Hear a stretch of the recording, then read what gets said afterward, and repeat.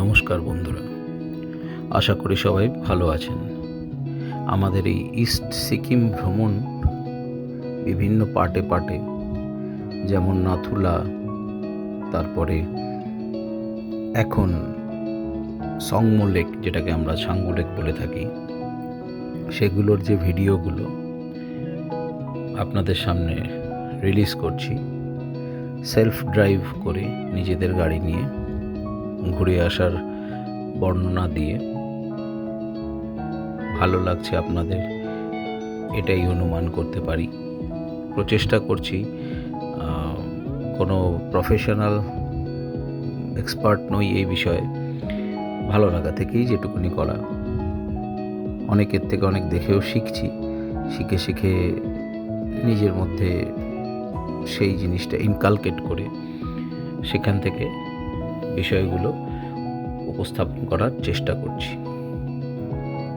এই ভিডিওতে আপনারা দেখবেন আমরা ড্রাইভ করে নাথুলা থেকে বেরিয়ে আমরা গ্যাংটকের দিকে যাওয়ার পথে সংমো লেক, যেটা কিনা ছাঙ্গু লেক বলি আমরা চলতি ভাষায়, সেখানে আমরা পৌঁছলাম এবং লেকের শুরু থেকে শেষ অবধি আপনারা পুরো দেখতে পাবেন। এই সময় বরফ থাকে না এবং ছিলও না। রাস্তার মধ্যে চমড়িগায়, প্রচুর চমড়িগায় ইয়াক বসেছিল সুসজ্জিতভাবে। আপনারা তাতে ফটো তুলতে পারেন বা তাতে উঠে ঘুরতে পারেন। আমরা দুটোর কোনোটাই করিনি। তারপরে পুরো লেকটা যেখানে শেষ হচ্ছে টুয়ার্ডস গ্যাংটকের দিকে বা গ্যাংটক থেকে আসার সময় শুরুর দিকে, সেখানেই কিন্তু রোপওয়ে ফেসিলিটি আছে। রোপওয়েতে আপনাকে পাহাড়ের ওপর নিয়ে যাচ্ছে, ওই লেকের ওপর দিয়ে আবার নামিয়ে নিয়ে আসছে। সুন্দর ব্যবস্থা, রোপওয়েও চলছিল। আমরা সেটাও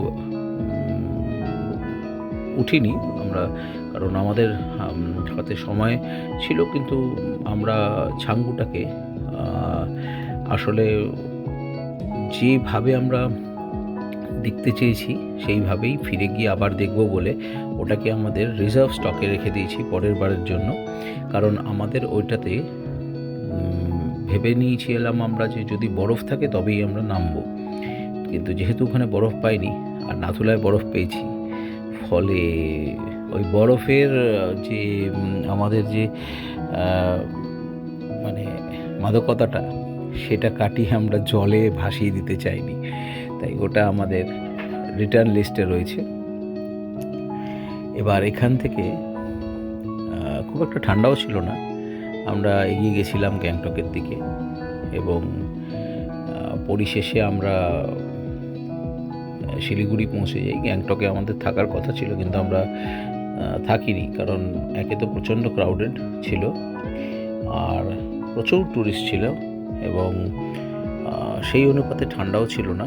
আর অত উঁচুতে নাথুলা, জুলুক, নাথাং ওইসব জায়গার ঠান্ডা অনুভব করার পরে গ্যাংটকের ঠান্ডা আমাদের কাছে মানে কিছুই মনে হয়নি।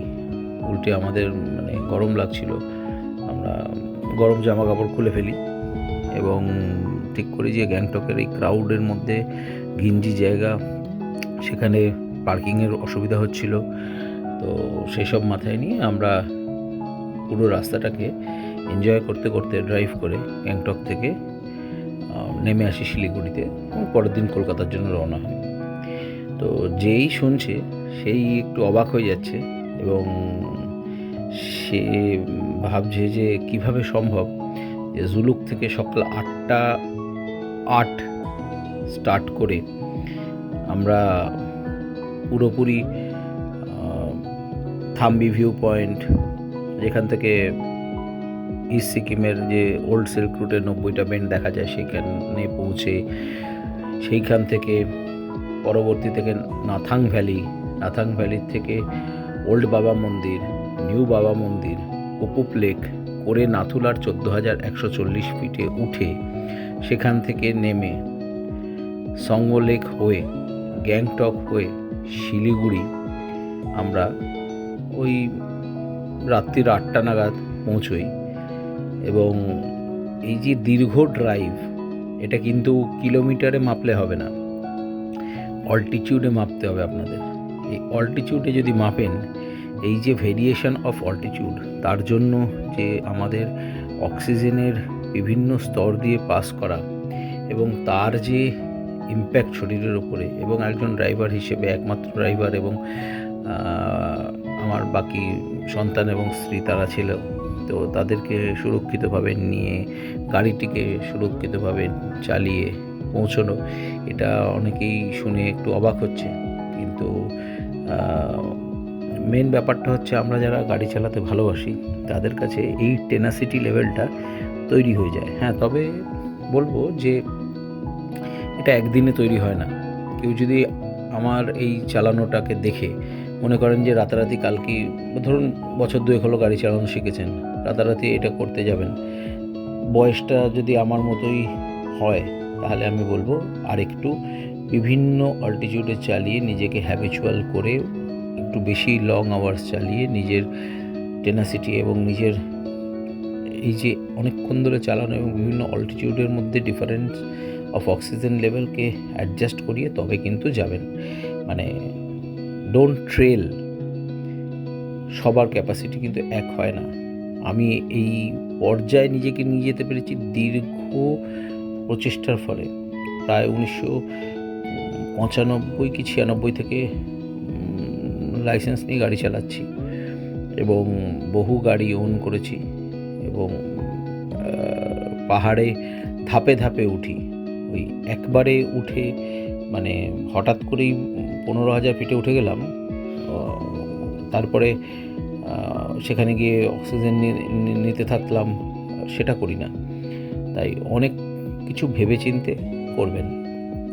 আর এটা থেকে ইন্সপায়ার্ড হয়ে কেউ যদি বেরিয়ে আসেন তো জানাবেন, শুনে ভালো লাগবে আপনাদেরও গল্প। গ্রুপে পোস্টগুলো করার কারণই হচ্ছে এই ধরনের বিভিন্ন গল্প আপনাদের জানানো। আর একটা বিষয়ে বলে নিই, সেটা হচ্ছে নাথুলার পারমিট কিন্তু সব গাড়িকে দেওয়া হয় না। যদি না আপনার প্রপার এসইউভি থাকে, তার কিছু স্পেসিফিকেশান আছে, আপনারা কমেন্টে জিজ্ঞেস করলে আমি নিশ্চয়ই বলে দেবো। আর এমনিতে সিল্ক রুটেরও গাড়ি কিছু স্পেসিফিকেশান আছে, সেগুলোও মেনটেন করতে হয়। সিল্ক রুটে কিন্তু বাইক অ্যালাউড নয়। আর ঢোকা বেরোনোর সময় পারমিটের যে চেকপোস্টগুলো সেগুলো খুব সাবধানে বেরোতে হয়। সেখানে চেকপোস্টের ঠিক এন্ট্রি করে অরিজিনালগুলো জমা দিয়ে বেরোতে হয়। এবং রাস্তা কিন্তু বর্ষা আসছে, তাই যদি যান খুব সাবধানে যাবেন। কারণ কি আমি যেদিন গেছি তার আগের দিন বৃষ্টি হয়েছে, বিভিন্ন জায়গায় রাস্তা ভাঙা ছিল, রাস্তা প্রায় ছিলই না, কাদায়। মানে আমার সাফারি স্টর্ম বেশ বড় এসইউভি, আপনারা জানেন, তার চাকা আটকে যাচ্ছিল, এমন কাদা ছিল। সেখানে রিয়ার হুইল ড্রাইভ বা 4 হুইল ড্রাইভ বা ভালো এসইউভি না হলে, হয়তো ফ্রন্ট হুইল ড্রাইভ হলে অসুবিধাই হতো। যদিও ড্রাইভিংটা স্কিলের ওপরে ডিপেন্ডেন্ট। আমি এইরকম কাদার মধ্যে দিয়ে হন্ডা সিটি নিয়েও বেরিয়েছি, তো সেটা মানে নির্ভর করে ড্রাইভারের ওপরে। কিন্তু আমার মনে হয়েছে ওই রাস্তাগুলো, মানে ধরুন একটা বেন্ড দিয়ে আপনি হেয়ার পিন বেন্ড দিয়ে উঠেই দেখছেন ওরম কাদা, মানে আপনি ল্যান্ড করলেনই কাদাতে। এমনি আপনার হাই হিলে উঠছে গাড়ি, সেই সময় আপনার গাড়ির মোমেন্টাম খুব লো, এবং আপনি ওইখানটায় গিয়ে লাঞ্চ করলেন ওই কাদাটার মধ্যে, সেখান থেকে কিন্তু ফার্দার, আর সামনে যদি একটা আপ ডাউন হিল গাড়ি চলে আসে, সেই জায়গাটা কিন্তু খুব ডিফিকাল্ট ম্যানুভার করা। তাই অনেক চ্যালেঞ্জেস আছে, অনেক এক্সাইটমেন্ট আছে, অনেক আনন্দ আছে, আর এই ড্রাইভের অনেক অনেক অনেক অ্যাডভেঞ্চার আছে। তাই সবাই ভালো করে ড্রাইভ করুন, যারা গেছেন তাদের এক্সপিরিয়েন্স শেয়ার করুন, যারা যাবেন ফিরে এসে জানাবেন। সবাই ভালো থাকবেন, ভালোভাবে ড্রাইভ করবেন। ধন্যবাদ। 4 হুইল ড্রাইভসের তরফ থেকে signing off, advocate Anandarup Ghosh. Thank you.